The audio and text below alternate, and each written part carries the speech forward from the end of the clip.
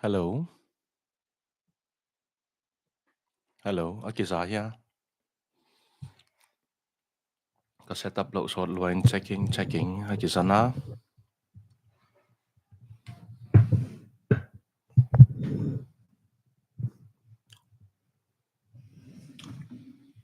Ka audible hiam. Great. Hitana ele Kisana. Hitiang tana. Hitana tu hileng ka microphone ta. Akichian so ya hitiang tana.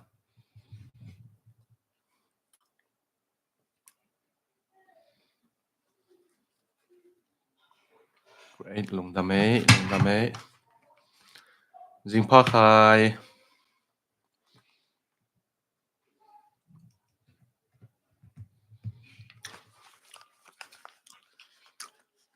Ka van teng sin pak ni nge. Ina. So tu nia kung dot no pen. Jingpa lu je live vo. Minute thum lian siang dot na khatung bol ni nge mo. To pandamina no dot na te song. Don na dan khat. Ka microphone te nui nung nu chat zo ka van te lim tak setup ki man non lawina tu yong sin di ni ngai surprise live che nei ma to ni pen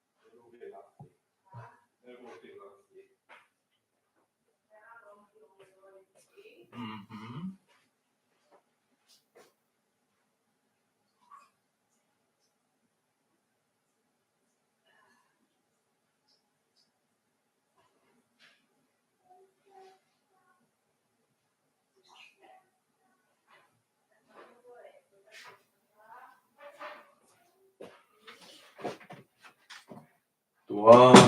ai chiang la con sa hon on pa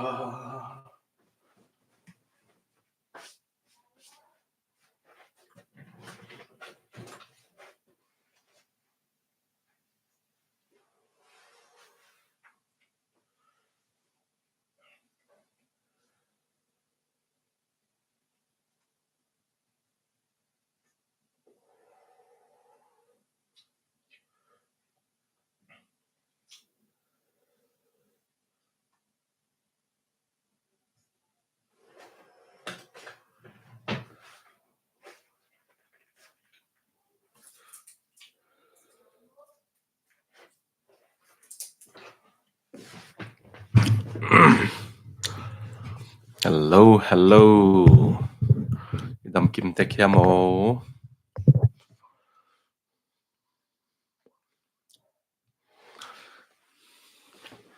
dam buang okay dot na khatung ko ikhening ina ken no dot na te kung don ma no kyang dong photon ma to pan pha sak le September khodo kha enbel tu hun chang October kha ina khodo ki jang tai nai hang to pen bu ila kun pan khodo pen October ki kheng ke nai hang ipui pa te khodo pen amau tang la khun ana jang wai chiang to pen September khang suak mo ma wa dinga ina September ke October a to pan pha sak le ke to sesem Paupu to tang semina Laibu khat gyat khom ding si na phadia kina khang no te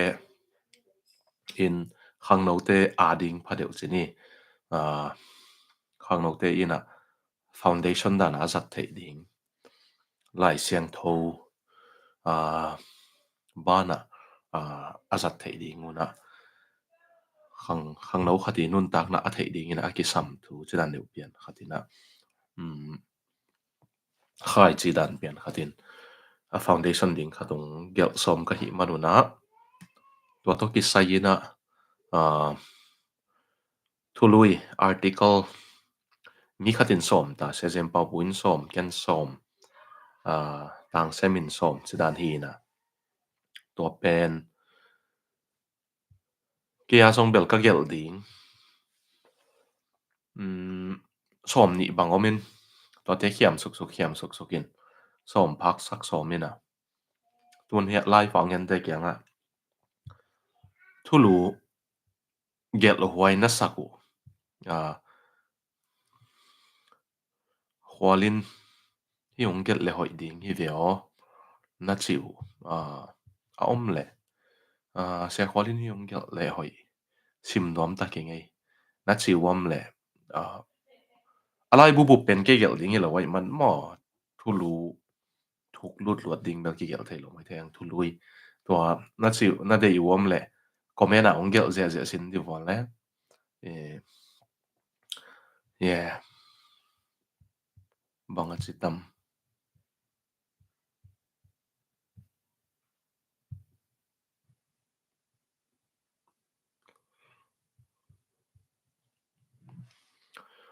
ka o ki sa lai ya life and de ki sa ding mel la me nge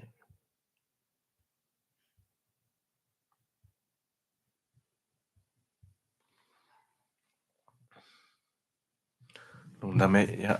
lompa khatina lung kiat na mental health issue lo de mar lung da me tu lai khang no te lung kiat tam ma main to lung kiat na pan koi chi so tak ding okay good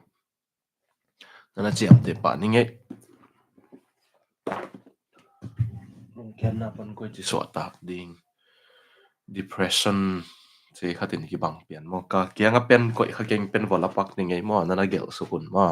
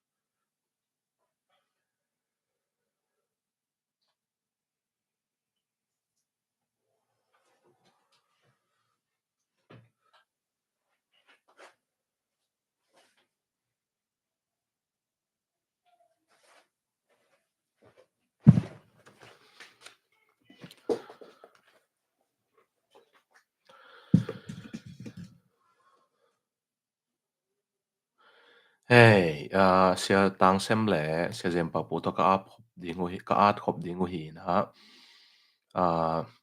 sia jem pa pu in thulu som ken thulu som samin thulu som chidan hi mo ina tua ongki lui khema sate a hi le uh, depression to Kisai mental lung kian na to Kisai ong hi pian vi ve mate so hilaya nana gel hening ei mo nong gen teo ina depression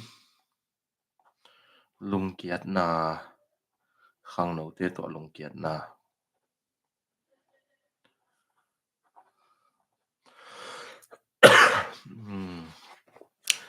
se khwal tu hun ke ma ma ki pan kim le panga lung ke mi tam ma ma i pasien tu to da ki zom hongat ve sia ken mangla ya sim denin e la ya zong hongat ke ve sia china ke lung da me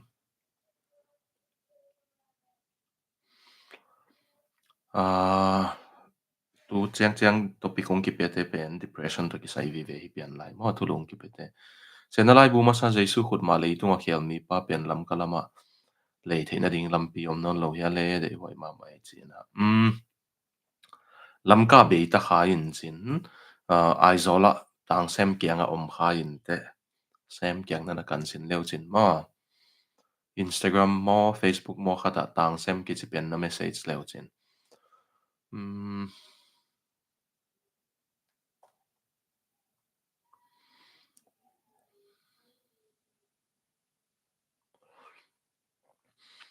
khai tong in pasien to ki zop na a hoi thei thei na ding zong mo chi na pasien to ki zop na to khai tong a pen live na ne lai le pasien to ki zop na na chi chiang a hot kiat na up na tung to na to pa jesu sunga om na pom khat so na mo ai ke le communion union ke chin to pen communion to ni sim tun tak na a pasien to ki zop na again nom nai dio khai tong a pen mo ke ki chi pen dong dong chen nom pa ki nge a som khai na pasien ho pi na le pasien long na tel siam ding zia hoi sai nge chi na okay pasien ho pi na le pasien long pasien long lon na chi lam bien nom lo de mom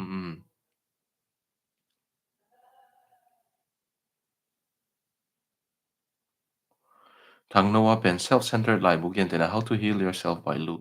Lucy Hay the sacred by road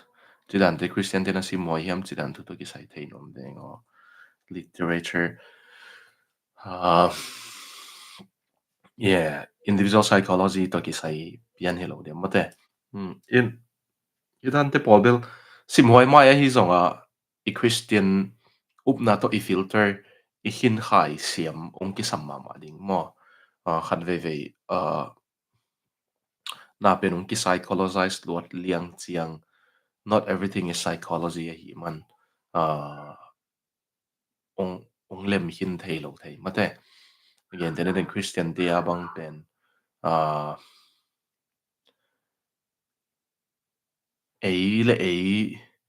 kinak ngai sut luain imo na te zong ki mai sak thei lo nei le ki mulua pen ong hoi lo le le idam na ding pen ei le ei kiet nai lo to pa jesu et na a hi man self focus lo liang hin Jesus si focus ke khak le psychology sat jiang man lo ding a hi man psychology be long hu thei lo ma zen to nong nong gel te long dam ma mai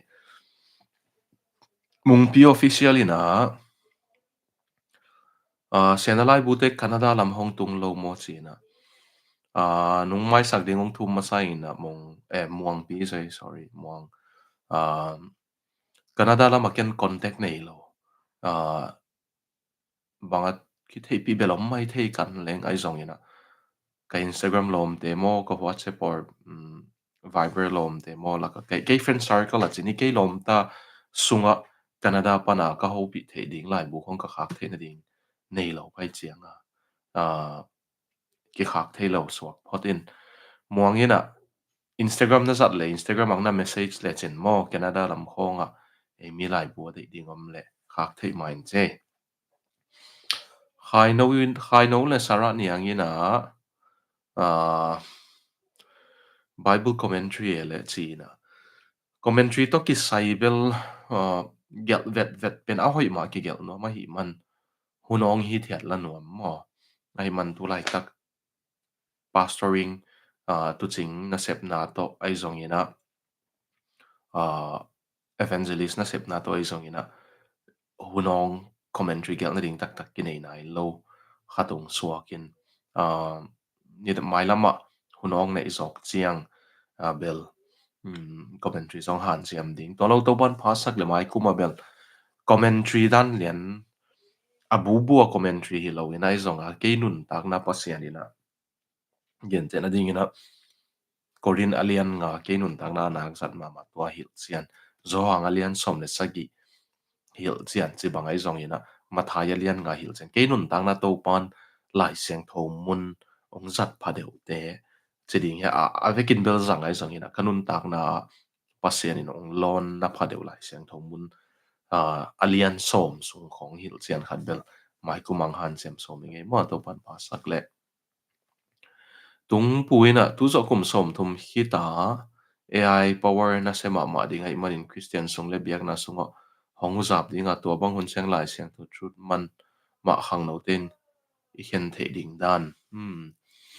AI to Kisai pen Dr. John Lennox Oxford University Dr. John Lennox ina nana gelina aman mangmu na to na en homin hoi ma khain te to song e to AI to Kisai pen song thulu ho ima AI le khang no te chudan pian mom lung da me mai lama gen to thei ding khathi mai tua sezem pa pu le tang sem to kong bol ding ulai bu pen thulu som thumom ding ai ve chapter som thumom ding thulu som thumong hi ding ina ken thulu som gel ding sia te gelina thulu som tuak ma ina aveka ki go mina som thum ong hi ding ma ina khaino in the process and pattern of salvation china order of salvation gen no min temate khaino ordo salutis kichi latin pauina pasin ong sap na ong tel na ong hot khiat na ong siang thau sak na ong toy na chidi mo glorification min than nang piak na chi te pol hi te mate khaino in again of the process and return of salvation ordo saluti sibel gel zong bel gel thei mai na pol pia zong khat be sermon series in an zang mi yung ina ai zong theology bu piang suak ve thulu khalenia gel gel thei ding na ong ham sapian ding mo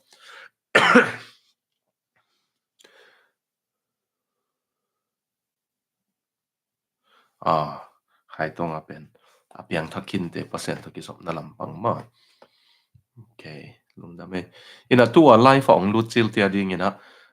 ong yen ki kleng to pan pasak le September le October ki kala ke le Reverend Dr. Zem Paupu sia zamangul khan pau le tang sem ko teng thum se Zem Paupu ke le tang sem ina Laibu khat ong han siam somin to pan pa sak le mi khatin thulu som ta gel ding ina to sunga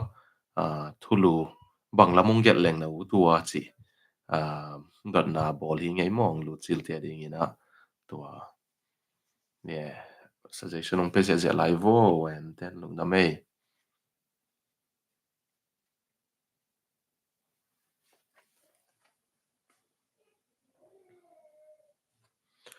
the amazing ki chi benin sia chi na ban bang ma gel non kein yeah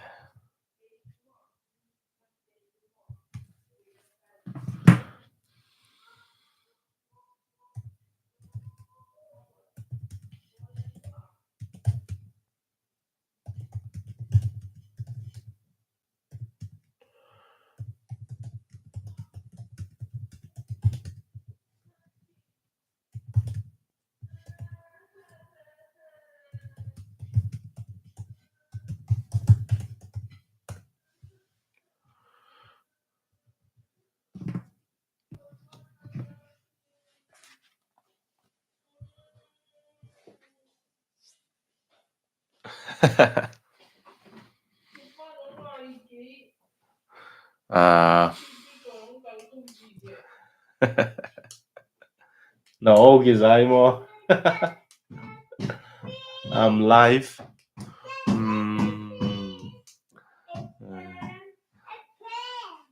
ataka open ong ki che open pak ne ngai mo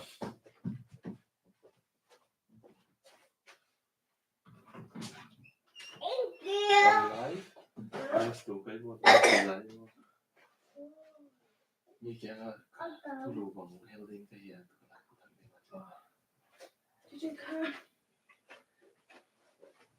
don't like it ya jut le anu yin a lai phong nom kai sak we nang bek tu te chiu we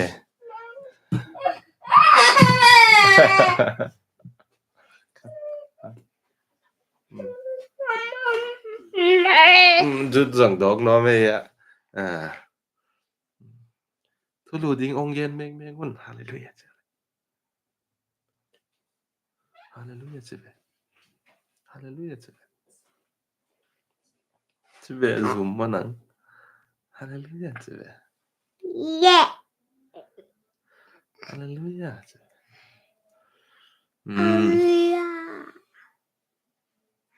hallelujah amen pasien thu to ki to ka ji dan chi khong jong japan lam te ding ki sap to be wa sia chi e piketon in bel again no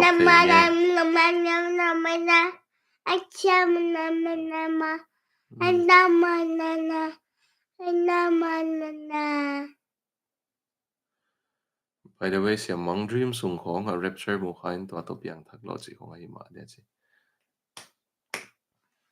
sen a history Laibu in nong tho ke thei tam chi khaden ang san te kin sia message in dia na solin mo no palam ten message en pak pak khol lo chi na chin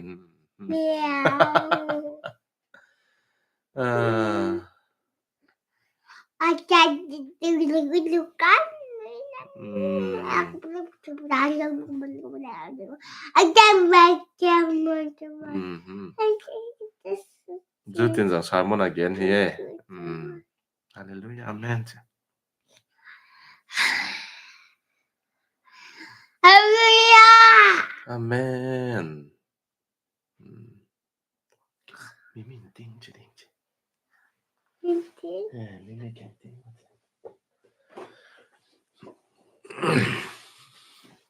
Okay, then I don na tan pen. Amazing pen mo. Yeah, kong khak pak ning mo.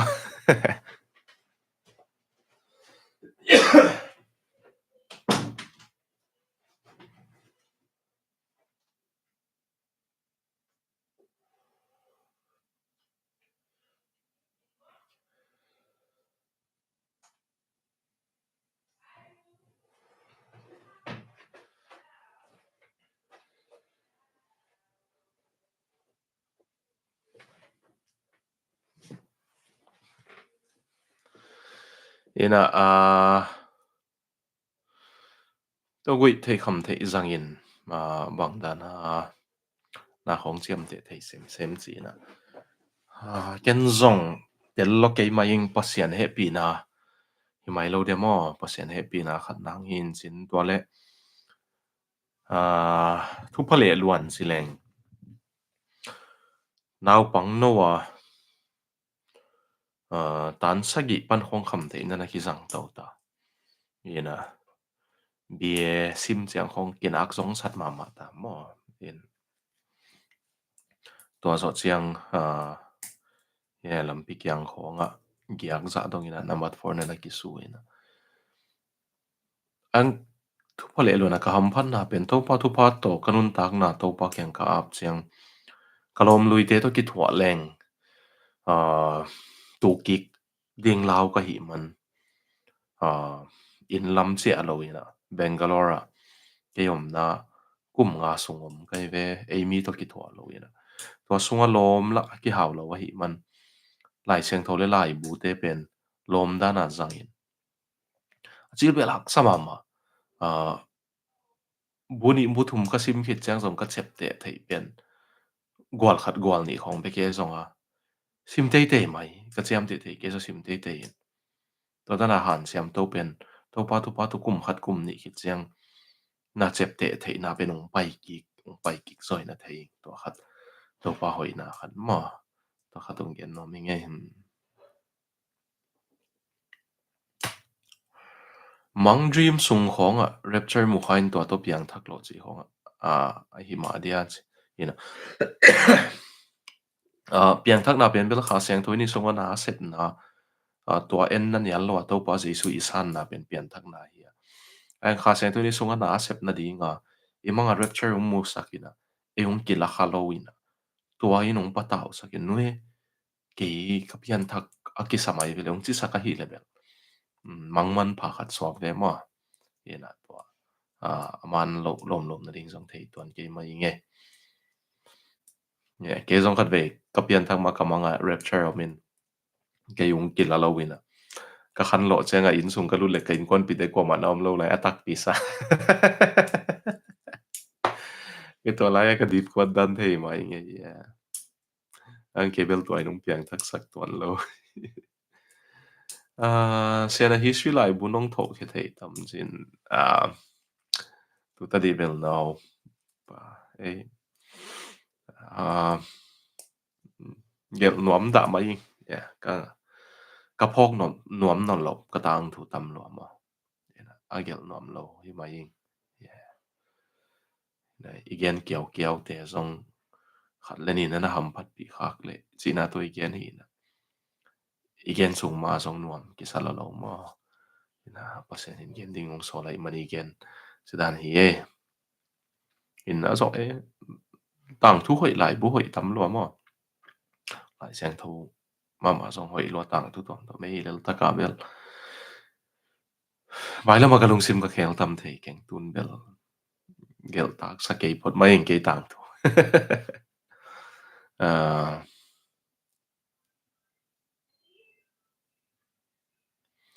ina dena amazing a pen gui thei kham thei sang te khwak se sem nang lana chem te thei sem chi na no lung thei kha ku pen tuma kum li kum nga lai khong i ding ina ken kham thei pen gui thei pen kum som le nga bang na ngol khin ta ma ina to pa to ke song na tam pi tak ki khel to ina to le khwak to kisaya neurology to kisaya brain plasticity ki chi ina i khwak pen tu buang nai dan hi ina e a se hin phial zong ina a hoi lama po leng ama nana hoi nana hoi to te a hoi lo lam peleng lama na se sem the toy manina a ki khel to the lo lai ye mo e khwak pen to khatung gen no mi nge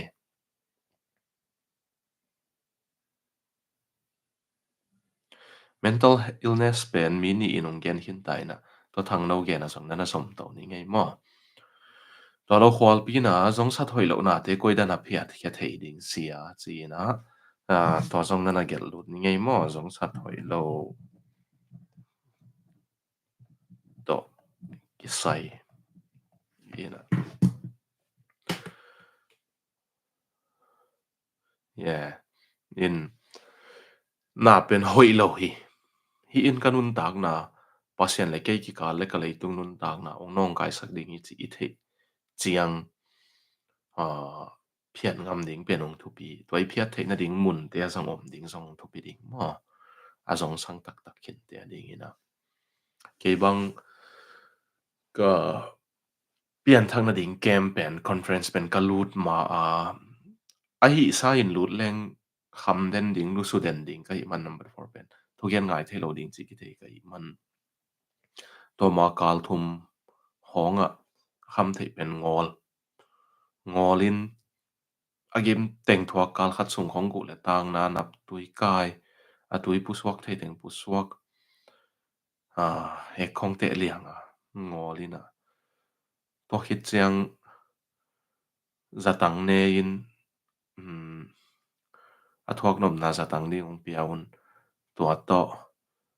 an ne to kal ni kal thum sung khong tua zo tua khak hit kal li na mo kal nga na mo conference lu lian in tha zo ma lai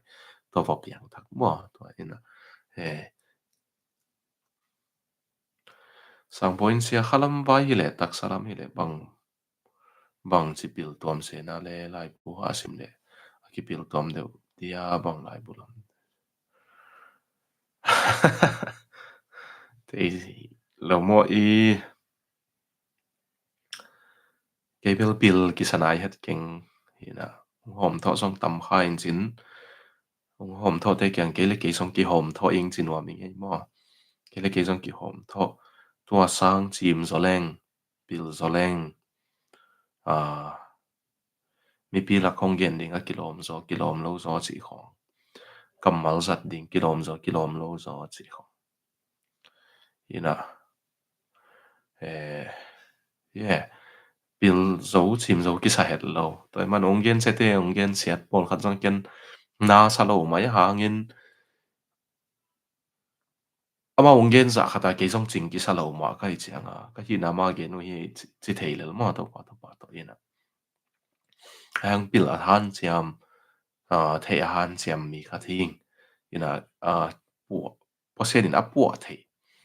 pasen na khel thei mi kha thing chi bel ki thei ma mai to lo ina lại xiang thâu á họ sẽ lại xiang thâu sung á xiang bị tê kia ngã bác sĩ nè bil na na sim mo manun na mang thang đi ngui na mi bị tiêu dùng bil na na sim mo man na mang thang sa ngui na na chi na họ sẽ lại xiang thâu sung á bil na chỉ mo sorry thấy na become bao knowledge cái chuyện chuyện thấy na hi na cái ngày sụt na mo cái bên ấy làm pan tua kana mo poya to pa se suina tua tambel te tung te sunga tuyung sungun chi vele tui sung sakin to adim chiang to pa se suina tua tui pen lenga zo suak sakin ei ta von pen a tui sun ding hi tua tui pen to pan lenga zo suak sak ding hi na sung nuam ke mok leng to pan suak sak lo kha thei ma toy mani na a Laibu sim ding mi pil te thu gen te ngai ding khami te thu gen te ngai ding khami te lai bugel te sim ding ina tua teng pen thei na no lai chi na anh tua khem pe to pa nang zat ding in ong lu yi ngai kalai bu sim te leitung pil na pani ta le kha to tu kisai ta le nang kyang ong lu yi ngai i chi chiang tua te pen ahun amun to ki tua ka to pan ong zang thei sakina tua pen pil na i chi ong hi pan mo i thei na te i zat thei ke le pil nai nai lon tua i thei te pen ahuna muna kha siang tho hu na to i zat thei len len pen pil na ong hi na tua ting e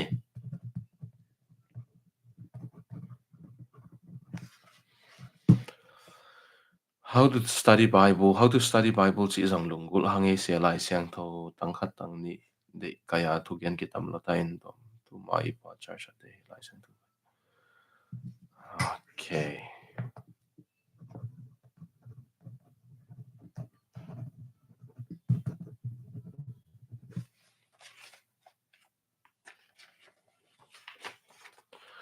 khalam khan to na ring ani sep ni sim sep ding ki khal ding dan ma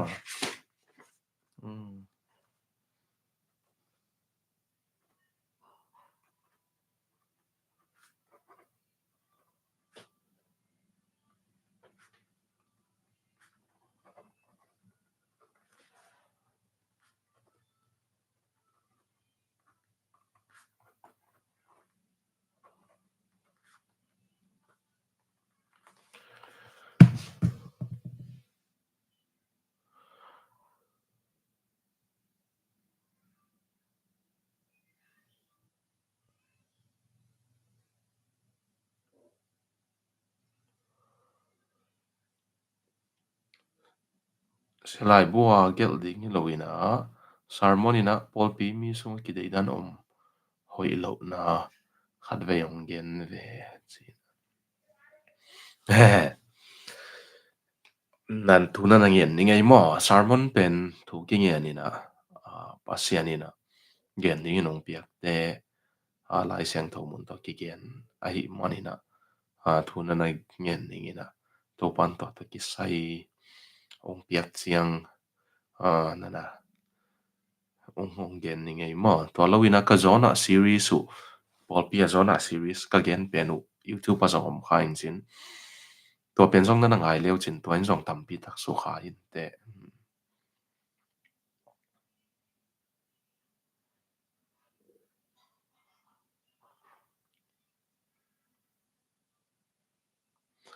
lai siang tho sunga pasien in to pa jai su a ho pi na kamal te ei tunga ong ki ho pi danin akila thei tam mo si a chi na yes and no la thei lo ding le la thei ding chini na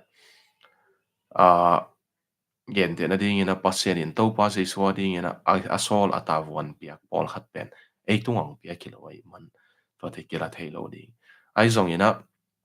union with Christ sol tak polina Chris sunga Jesus sunga um to pa sunga a om te hi hang china to thum gom pasien khat sunga pa ta pa kha siang tho sunga ei tapa sunga omina to sunga hot khiat na nga te i hi man nga Jesus sunga i yom chiang khalam thu pha hem pe le Jesus i lua ding go le gam hem pe pen ama to atang khom ding hi hang chi lai siang tho nung hil da lai man tua te to Kisai bel e ya ding ma ong hi leo leo mo ai song ina direct in e ya hi lo ina Jesus sunga e ya hi pan ma to ki khali hen siam khul ma ina ke bang theology ka sin na a upna hut na pen bel ke Christian ka su na ding ka pian thak na ding le kalung sim le kalung tang ki kal ka le ding ina pasian ina ong zat sakhi na upna hut na pen bel ka first love chini ka eat masak a tua lo ina lai seng tho sang ka chiang theology ke yong zo ma le kalung tang khoi ma ben trinity tum gom pasian le tua sunga e Jesus sunga i yom chiang a tua ki tua hop na sunga ki hel kha theosis i hi na pen tua za walang zo lo mo ke bang muang pi na pasien to ka ki zop ki ho zia piang thang zo te pasien to koida na intimate relationship ball zom swak thei ding le shocking music kong to koida na pasien to ki zop zia chi dan lam zong sia chi na pasien to ki zop na de na zong ge no mi na tua okay lung da me mo to zong hoi ma in yeah nung gen teo nung gel teo lung da ma muang de na ka gen Canada to ki sai contact nei lo ka hi man happy na to nang bang contact person an nung han chiam pi thei ding le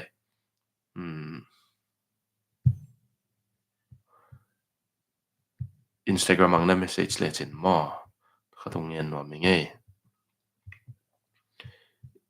ina ong lut sil te ading in dena ka hi live kong hi ina pen he message ang ko ki king ina to pan phasak le September ke le October hodo hun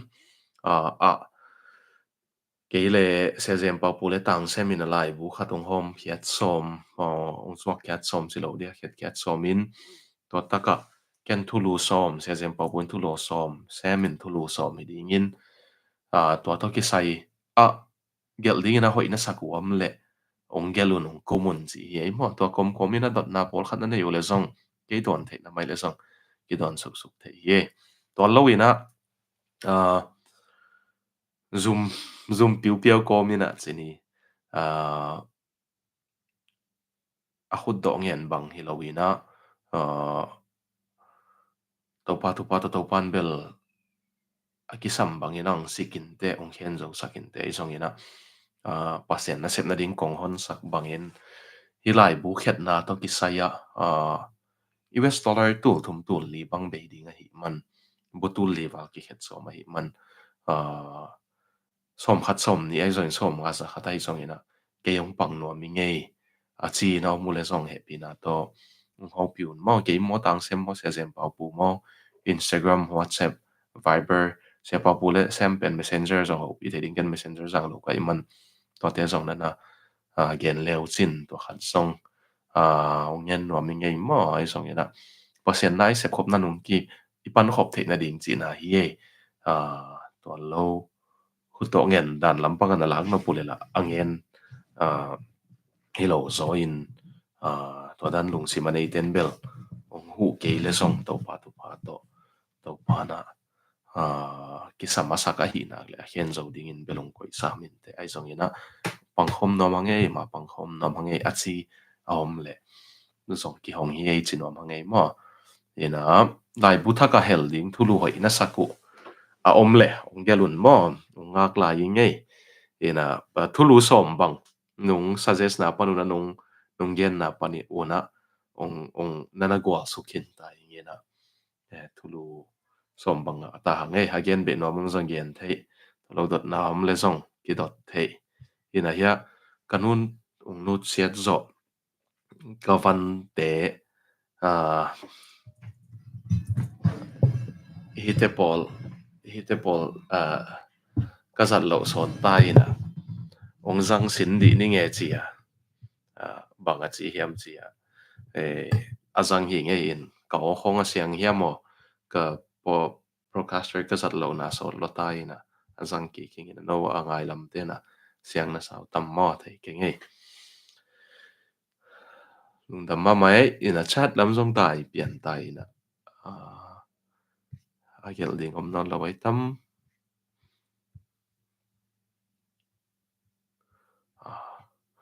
lung dam ai thang no siang ma mai chi ina lung dam ina lai bua hel ding thulu ho ina sakwai zong nai ke le tua ka tut sung ina lung dot no poi zong na na gel pakun mo ya lai hatung lapak lai ni nge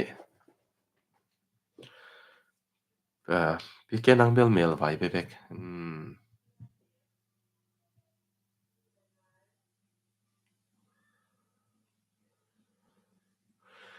amazing in dollars ang atong pang ning china lung dam ma mai mo to pan tu pang pia hen la thulu hoina saku helding a hoina saku omte hi life ong en campaign ong gel zia zia on mo tuni ben life a ente pen ah, na nong gen teo pen thulu ki hel kha mai the chang ki hel le to pa to na sem khomi pa hangai mo to ai chang ong gwal suk zia zia leo chin anuam ding hi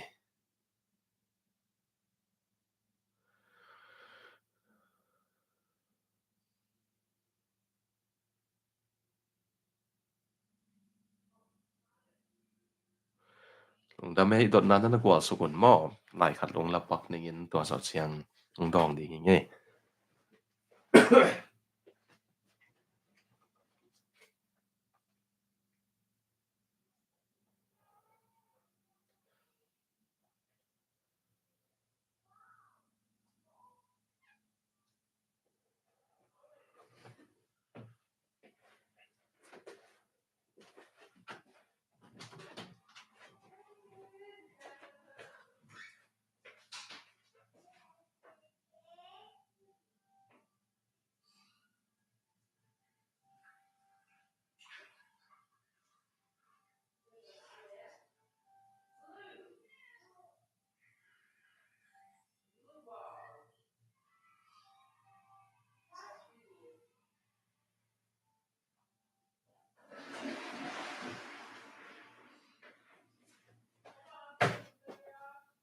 no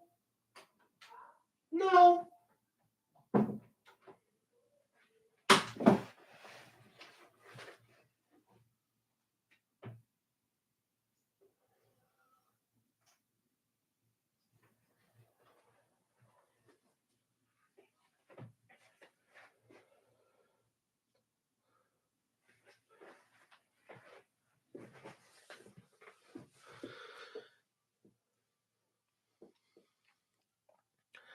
okay korin ni na alian khat aneu som ni khat pon som ni li pen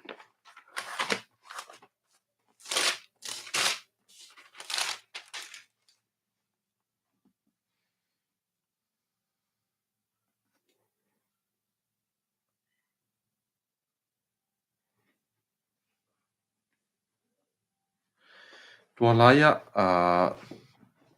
anointing hidinga ya le tua mun pen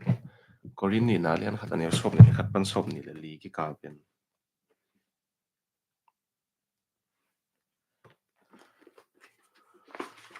second Corinthians 1 korin ni na ma hi mo te khai no win again pen to ta ka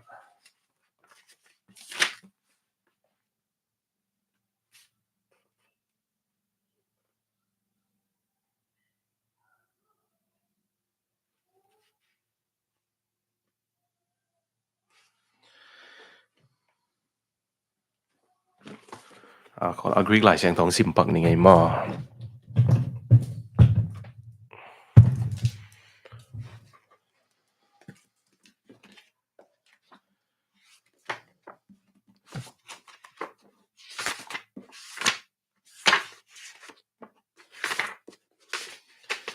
เรียนขัดเนียว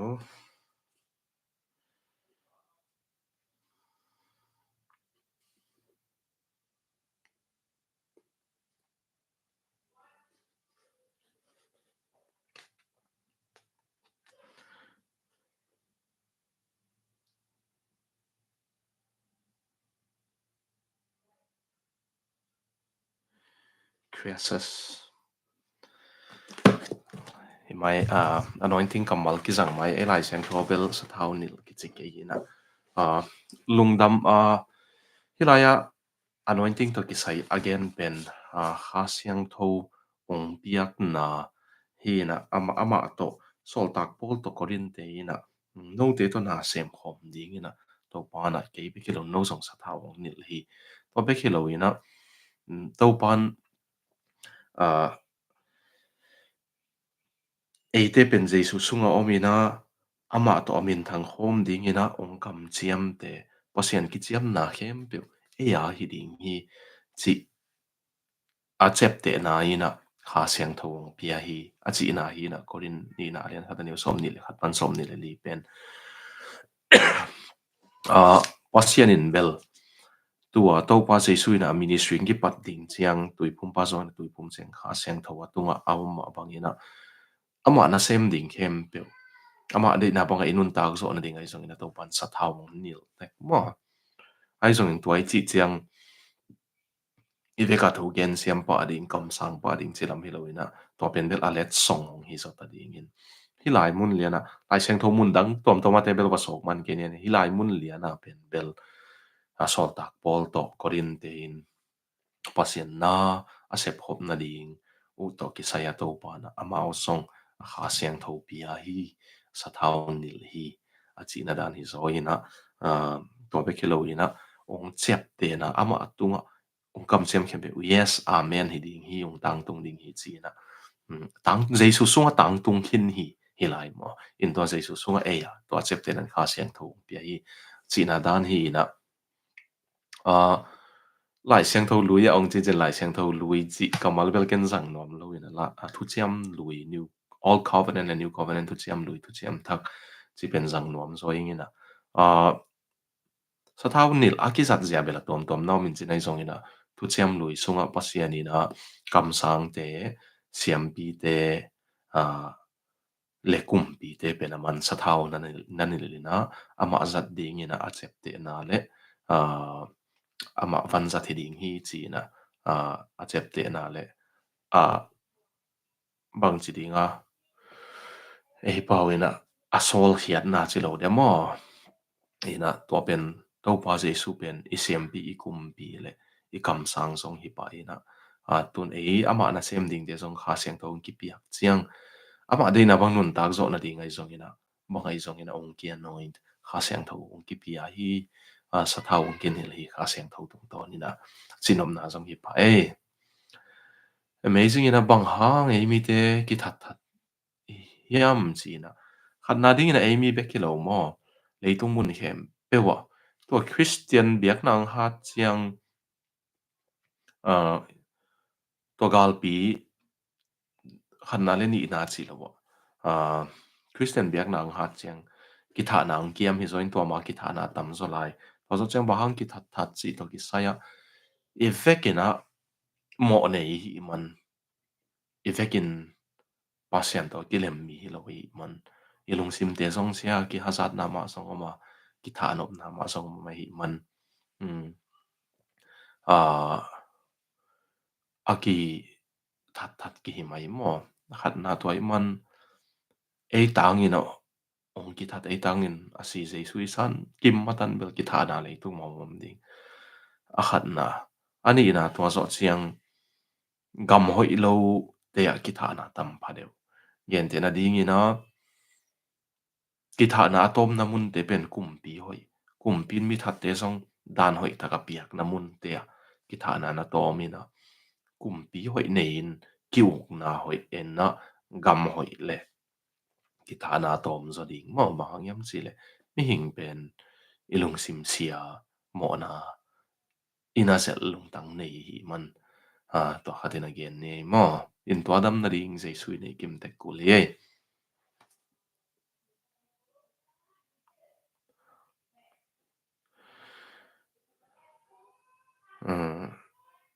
sianu naw to ki mo la hi manong ki dok thei ke phote peace dai na khat ne hi zonga adimin peace koi bang nga ding sia chi na Christian dai na i chi pen pasien tunga kinga na in pasien zia le tong thei na amon wai zia thei na to ong pai kha seng thoi nung ongom pin atong pai man lai seng thon kha seng tho to na kidimun zia kha seng tho to kidimin pasien zia tel tek tekin pasien muang tek tek leng i vai hem pewa za pasien muang zo leng peace pen inun tak na ongom to ding ye mo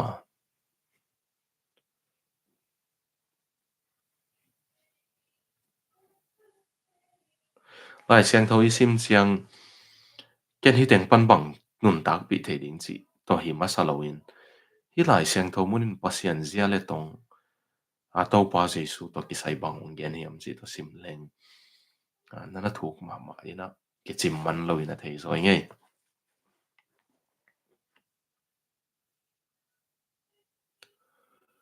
ina dot nang tam pian tai na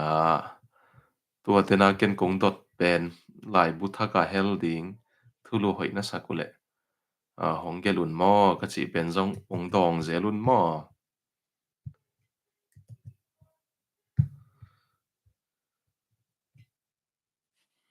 tu ni pen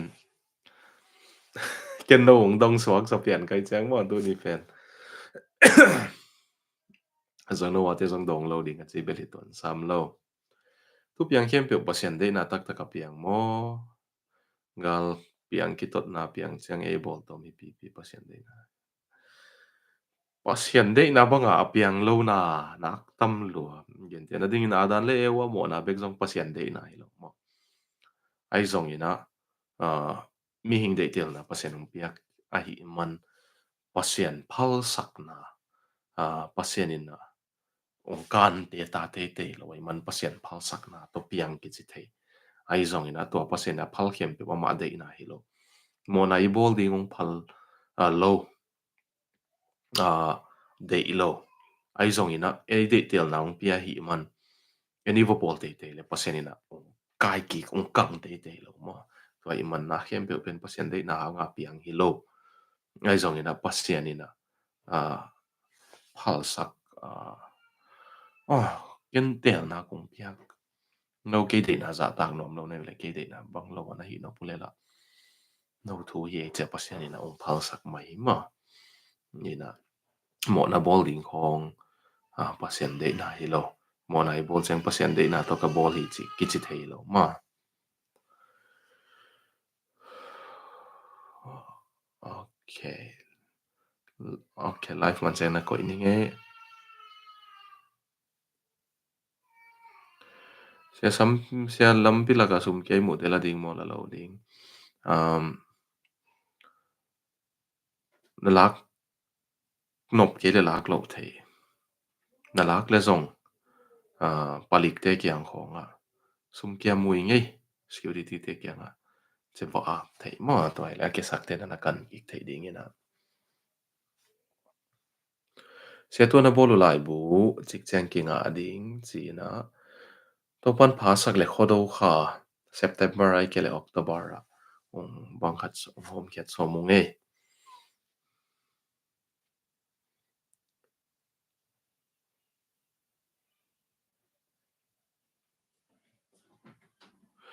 biakin por khatan yes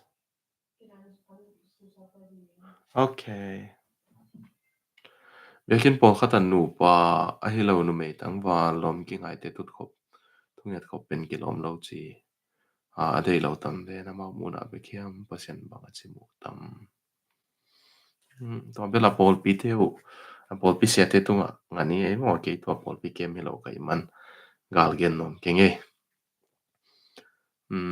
khai no sia ka last question ding salvation will be complete when Jesus can coming kitsia to ma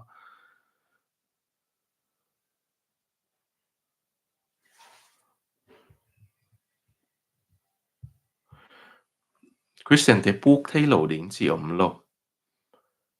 ai zong a puk som à puk thei man puk som puk kut chi na hi level na pian thang na ong question no mi ta mo ken à na mo na ha nga jesu singlam te siliang in mo na mai nga bon nom lai na hi level an na sunga jesu ateng tak pi hiam ai ken ang jesu sunga nam tak pi am ji ben ki question hoi ki dot hoi ve ve ma se lai bu sunga topic dating zong dating to ongom main se to pan pa sak le ka the hial ki le se pa pu mo sem hiam in ong yalin te to pen ka the ka hial ki le mo sem in pornography to ki sayong gel ha in sin ken drugs addiction to ki sai ý chỉ na sin bay đều leng no chỉ na sin bay đều leng không thể giống sang lâu mà đi hiện chỉ đàn đều biến hẳn giống kiến giống à ông gel so mình nghe yeah biakin sung le nào bằng chỉ khát thulu hi lệ si ha chỉ na tobel lại bua gel liang ding in thulu thu pi ai giàu thầm thế là ai hang children ministry to ki sai expert te khoi nong gel leo mo to sim nop zo khain te cái ministry bên nào bằng lắc sang ni dang nào bằng lắc cái ki zat som nge in ai nào bằng lắc cái thu gen thấy lo cái về amao tel siam de gen thấy kon lo ai zong khang no le na nu pi pa pi lak khong focus so cái man ka ministry sang nào bằng lắc kong to lam pang khong bel gel thấy sa ding moi zong na nào bằng to ki sai bel children ministry lama siam te nong gel le ma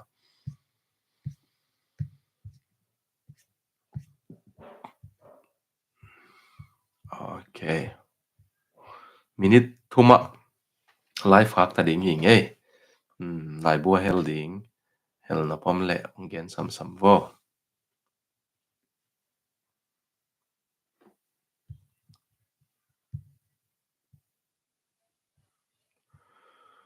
hong lai sa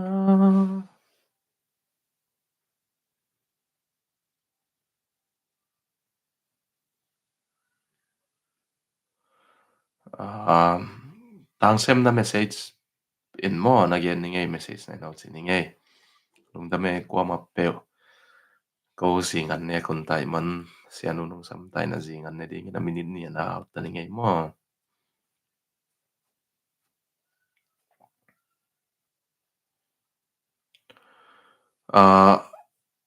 hang thak tang wa le nuak te relationship se pau pu mo sem yam khatin dating to ki sa ingerun chin ken theology of sex sex to ki sai nu pa ki thona to ki sai pasien na siang thawa bol hi nu pa song be ka zat ding a hi zia to ki sai bel ken a theology of sex sex pen lai siang thawin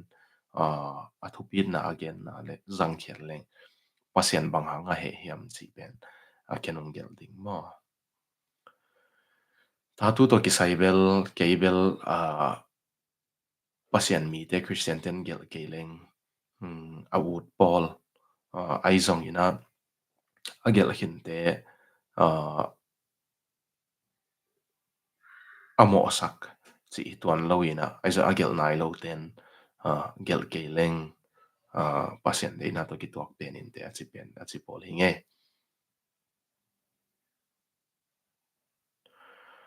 how to pray when we don't feel like praying chi dan khat zong om dia sian na gel ke ni nge mo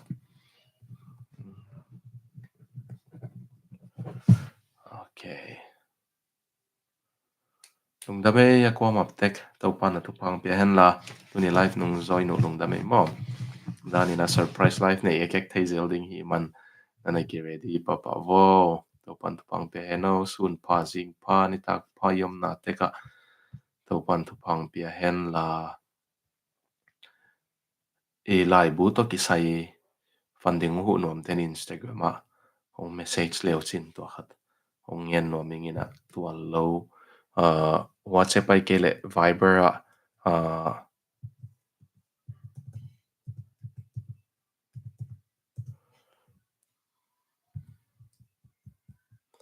ya ya